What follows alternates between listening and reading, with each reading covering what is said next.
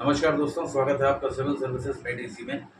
आजकल एक सवाल बहुत सारे लोग पूछ रहे हैं कि मानसून कहाँ है, क्यों नहीं आया अभी तक मानसून। तो आज के इस वीडियो में इसी सवाल का आंसर हम लोग खोजेंगे और आपको बताएंगे कि मानसून अभी तक क्यों नहीं आया और उसका क्या स्टेटस है। तो आगे बढ़ने से पहले हम ये देख लेते हैं कि आज के वीडियो में हम किन किन चीज़ों के ऊपर बात करेंगे। पहली चीज़ तो न्यूज़ में क्यों है ये आपको पता चल गया है।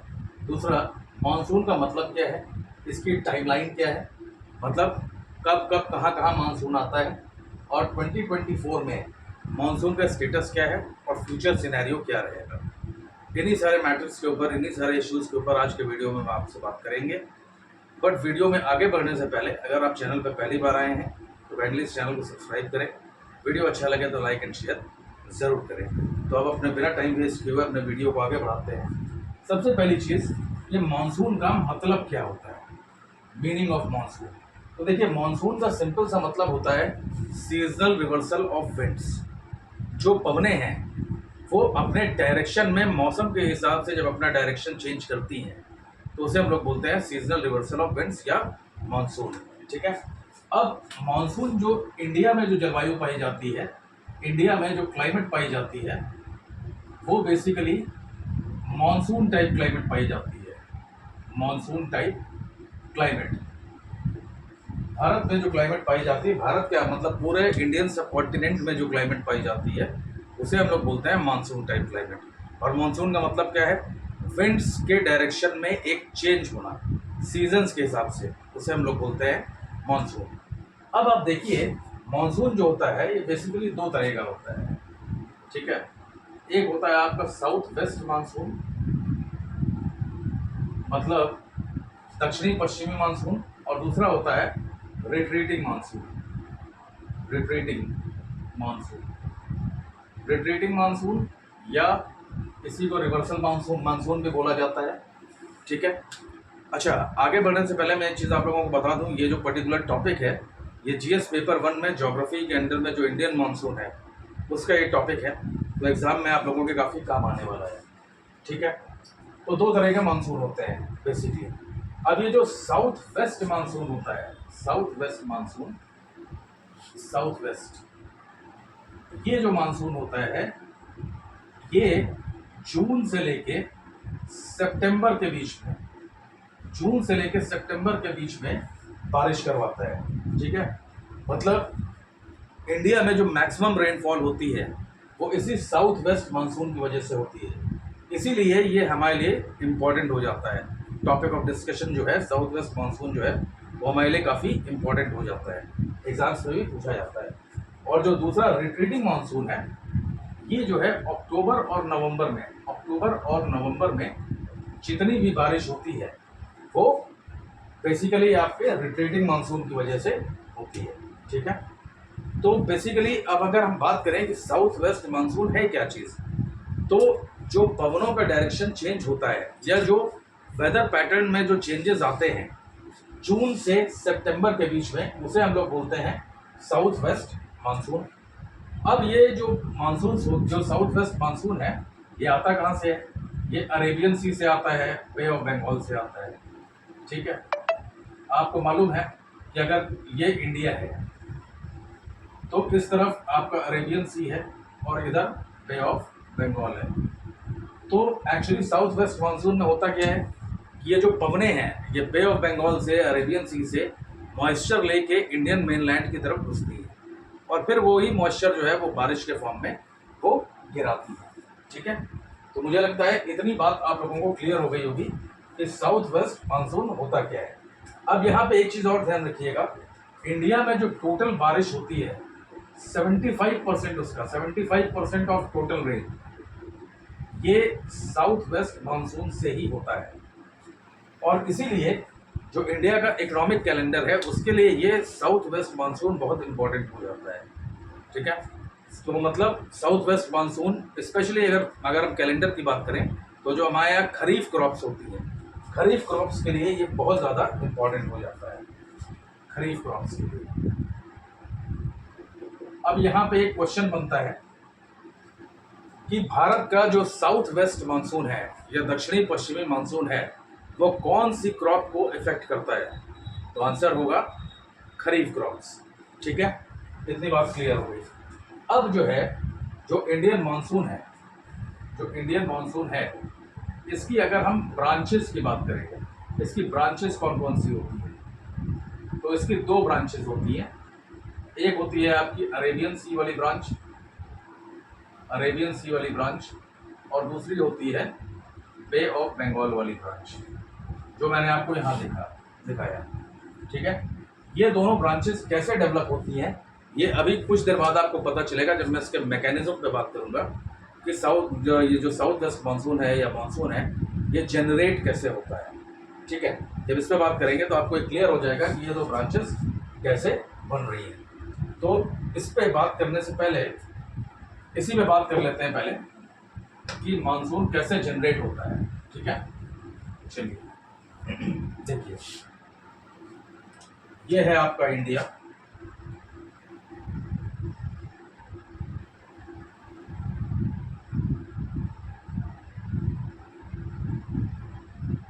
ये है आपका इंडिया। इंडिया का जो ऊपर वाला हिस्सा है, बेसिकली यहाँ पे क्या है, टाइबेट प्लेटू है। ठीक है, तिब्बत का पठार है। अब आप लोग एक चीज़ समझ लें कि जो ज़मीन वाला एरिया होता है वो जल्दी गर्म होता है और जल्दी ठंडा होता है कंपेयर टू सी, और जो जल वाला हिस्सा होता है, मतलब जो महासागर हैं, वो देर से गर्म होते हैं और देर से ठंडे होते हैं। इसके पीछे एक खास कंसेप्ट है जिसे हम लोग बोलते हैं स्पेसिफिक हीट। ओशंस की जो स्पेसिफिक हीट होती है वो ज़्यादा होती है, ज़मीन की स्पेसिफिक हीट या विशिष्ट ऊष्मा थोड़ी सी कम होती है, जिसकी वजह से ज़मीन जल्दी गर्म होती है और जल्दी ठंडी होती है, और जो महासागर हैं वो देर से गर्म होते हैं और देर से ठंडे होते हैं। ठीक है, तो अब यहाँ पे देखिए, जो तिब्बत का पठार है ये बेसिकली हीट इंजन की तरह काम करता है। ये जल्दी हीट होता है, तो इसके ऊपर की जो हवा है वो हीट होती है और ऊपर उड़ जाती है। इनको क्या होता है, इनको ये किसी तरह से यहाँ से ऐसे घूम के आती है। ठीक है, ये घूम के आती है कहाँ पर, यहाँ पे एक छोटा सा आइलैंड है जिसे हम लोग बोलते हैं मेडागास्कर, मेडागास्कर, अफ्रीका के आसपास। यहाँ पे आके टकराती हैं और यहाँ से ये हवाएं जो हैं यू टर्न मारती हैं। ठीक है, तो यू टर्न मारती हैं, इसी को हम लोग बोलते हैं साउथ, क्योंकि इनका डायरेक्शन देखिए कैसा है, साउथ वेस्ट से चल रही है, इसीलिए इसे हम लोग बोलते हैं साउथ वेस्ट मानसून। तो जब ये यहाँ से यू टर्न मारती हैं और इंडिया का जो नीचे वाला हिस्सा है इससे टकरा के ये दो हिस्सों में डिवाइड हो जाती है। एक जो लेयर होती है, एक जो इनकी ब्रांच होती है वो इस तरह से ऊपर उठती है जिसे हम लोग बोलते हैं अरेबियन सी ब्रांच, और जो दूसरी वाली इधर से उठ रही है बंगाल की खाड़ी से, इसे हम लोग बोलते हैं बे ऑफ बंगाल ब्रांच। तो अब यहाँ पे एक चीज़ ध्यान रखिएगा कि जो बे ऑफ बंगाल वाली ब्रांच है वो सीधे यहाँ पे बंगाल वाले हिस्से को हिट करती है और पूरा जो नॉर्थ ईस्ट इंडिया है इसमें बारिश करवाती है। ठीक है, तो ये बेसिकली मैकेनिज्म है साउथ वेस्ट मानसून या मानसून बनता कैसे है। तिब्बत का पठार बहुत तेज़ी से हीट होता है, हीट होने की वजह से क्या होता है, हवा ऊपर उठती है। अब वहाँ पे हवा को एक जेट स्ट्रीम होती है, जो इस वीडियो में मैं नहीं बात कर रहा हूँ, वो इसे क्लॉकवाइज घुमाती है। आपको वैसे भी पता है कि नॉर्दर्न हेमिस्फीयर में क्या है, विंड्स कैसे डिफ्लेक्ट होती हैं, क्लॉकवाइज डायरेक्शन में। तो क्लॉकवाइज डिफ्लेक्ट होकर ये जो विंड्स हैं यहाँ से आती हैं सीधे मेडागास्कर पर, मेडागास्कर पे आके ये हिट करती हैं और यहीं से यू टर्न मारती है।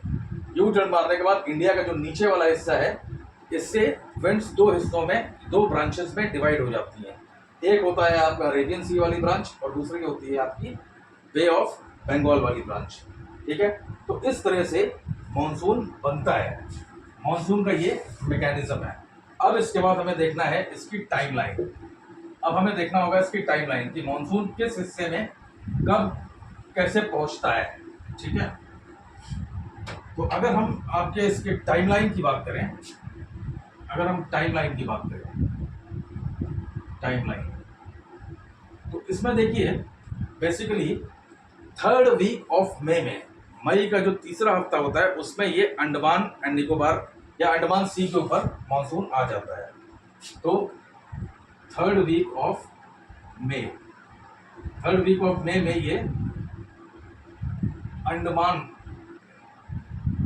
अंडमान सी के ऊपर ये मानसून आ जाता है। ठीक है, और इसके बाद 1 जून को ये केरल के कोस्ट से टकराता है। केरला कोस्ट पे टकराता है और वहां पे बारिश करवाता है। ठीक है, केरला के कोस्ट पे बारिश करवाने के बाद ये बहुत तेजी से सेंट्रल इंडिया की तरफ, मध्य भारत की ओर बढ़ता है। ठीक है, इसके बाद क्या होता है, rapidly advances towards central India, मतलब मध्य भारत की ओर ये बहुत तेजी से आगे बढ़ता है और तेजी से मध्य भारत तक तो ये बहुत तेजी से आगे बढ़ेगा और उसके बाद ये क्या होता है, ये स्लो डाउन कर जाता है, स्टैग्नेट कर जाता है। ठीक है, तो ये मध्य भारत तक बहुत तेजी से बढ़ेगा, उसके बाद क्या होगा, ये स्टैग्नेट कर जाएगा और जून के एंड तक, जून का जब एंड आ जाता है तो ये बारिश करवाता है यूपी में, दिल्ली में, दिल्ली में और आसपास के एरियाज में, मतलब नियर बाई एरियाज में ये बारिश करवाता है जून के एंड तक।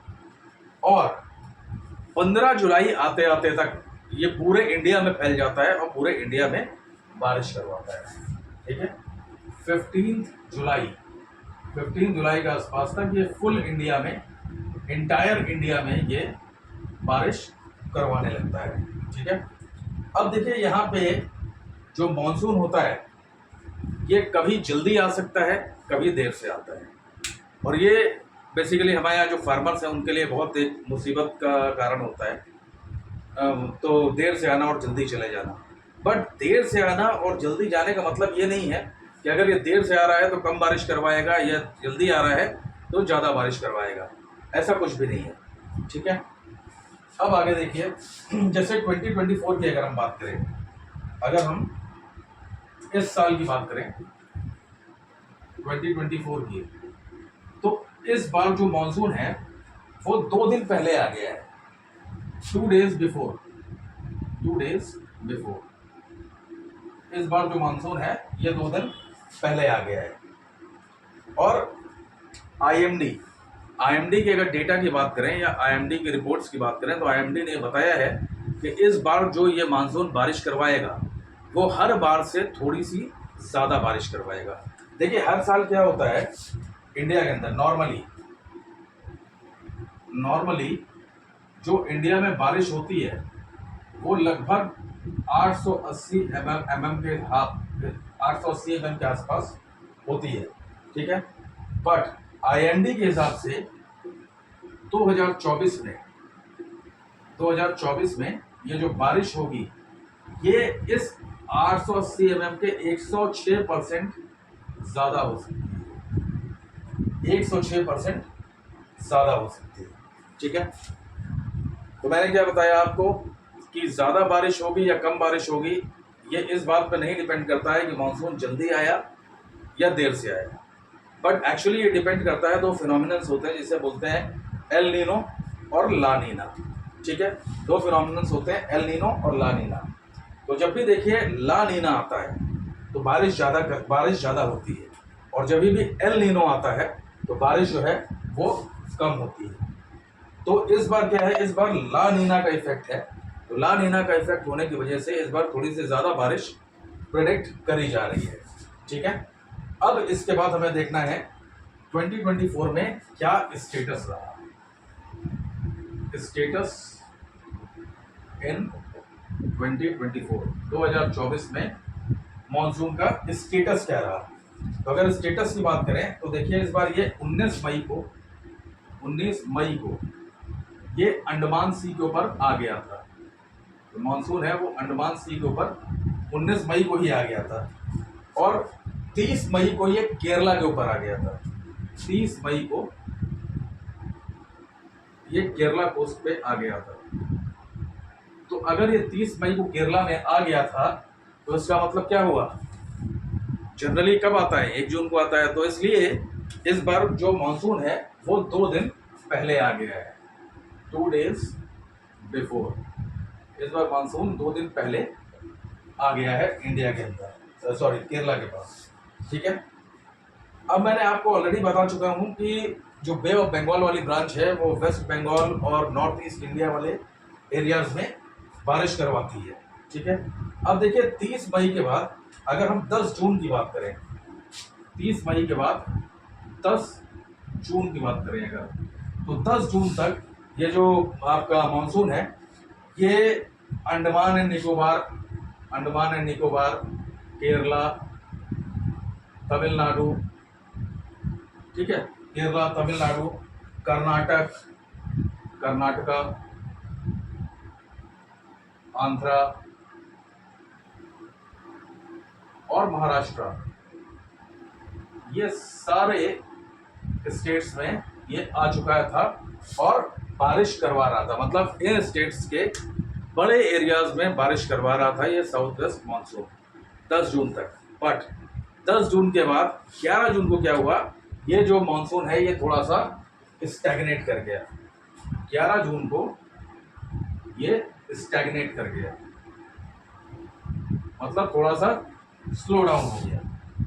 और उसका रिजल्ट क्या हुआ, जो सदर्न पेनिनसुला है वो अभी भी बहुत हॉट एंड ड्राई है। बट अगर आईएमडी की बात माने तो प्रेडिक्शंस ये किए जा रहे हैं कि इस जून के एंड तक ये मानसून फिर से स्ट्रांग होगा और ये पूरे इंडिया में बारिश करवाएगा। तो मुझे लगता है कि मानसून से रिलेटेड जितने भी डिटेल्स थे वो मैंने आपको दे दिए हैं। अगर इसके बाद भी आपको कहीं कोई कन्फ्यूज़न हो, कोई डाउट हो तो आप मुझे कमेंट करिएगा, मैं उसका जवाब ज़रूर दूंगा। All the best, thank you.